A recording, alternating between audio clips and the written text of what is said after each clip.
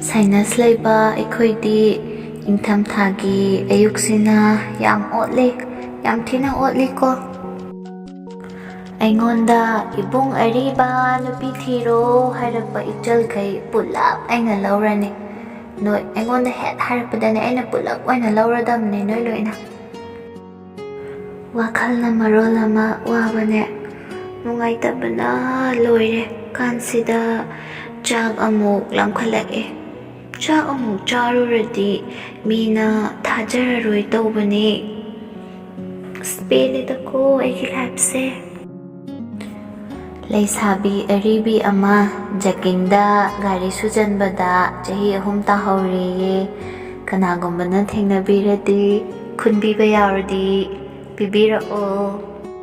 fan thinguzam mangal sana haisnam CS Ronika noi ahum radio yalaga chatpa khayam kuirage aidi ngasi khangi anauba chahi laktawrena kemta awaba tawdeda youth oibasum hengalaktawnina henjudum hengalai anemba nupi singsa yamna cute oi haye jumbro lafu panbi khara thage nangse ege lalla tawnaba aisu mitpanda sambru thungbi nupi se mawa leina leite na minambini jumbro ado aisu thungi ko ado aidine aina pale leina leite haijade ko aigidi dum sengna haijai sini aigidi leijai ko bye bye da taraga leirasibu bye bye lak ena kaidabu harau jarukidoino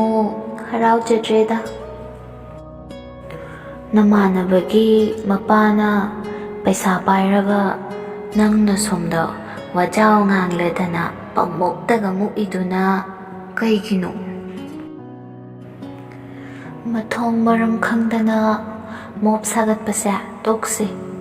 mara leiba du khakta dandi pise kaisu khangjadaba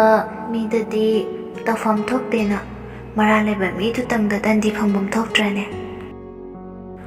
hekta kainom tawaisu media da hekta flash tawiba paisa kharagi damakta mi amagi punsi ijat losinbibase nungaite lo se noina khota paibasi mangaire mayumda chatlaga warao manungda loisalo angangsu oiri atamnana tawgena tawbosu oiramloi X nang mathang mapokta huyoina pogla aikhoida phura loige nushidaba misina mahelehe nushidaba nushiba mibudi adum nushiba ko Manipur dasu misodagi kakpa Katy Perry ama safung lak haye lafu farm amade jumbro mayam yausang nagsalakpasida aina muga fanek asangba ama setlaga thonggaldagi changakpane aduga akhoi mana kana hangbano ibema aina kaino ima aine hairuba aduda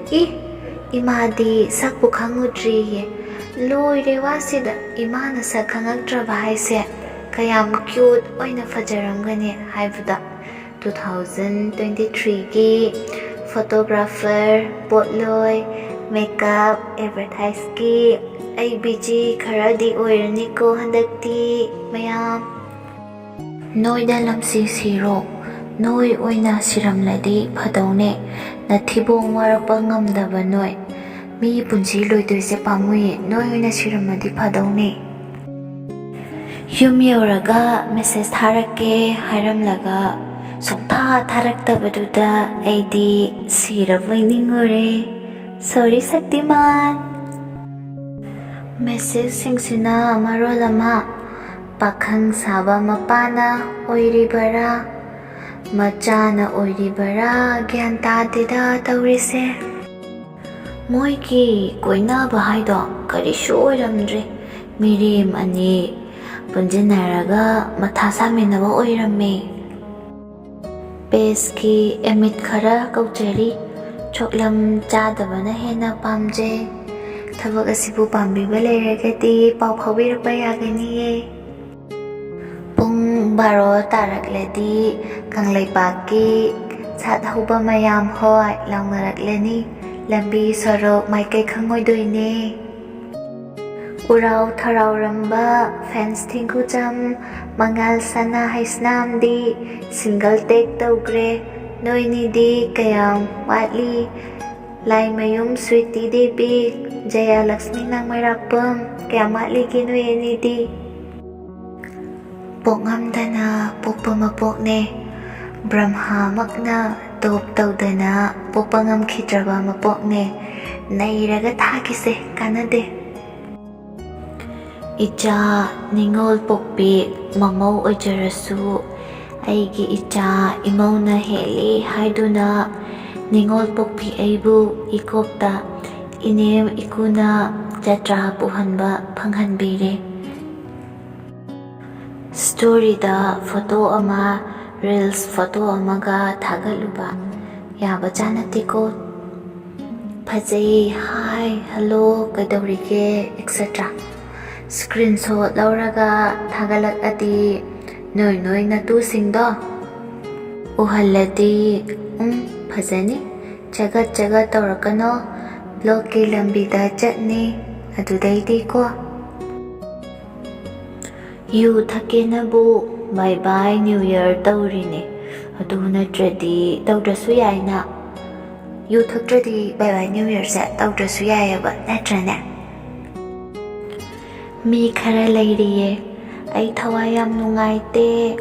WhatsApp FB ꯑꯃꯨꯛ ꯍꯟꯅ ꯄꯥꯏꯔꯔꯣꯏ ꯀꯥꯏꯅ ꯍꯥꯏꯔꯒ online ꯂꯩꯔꯔꯣꯏ ꯀꯥꯏꯅ ꯍꯥꯏꯔꯝꯂꯒ ꯉꯥꯏꯍꯥꯛ ꯂꯩꯔ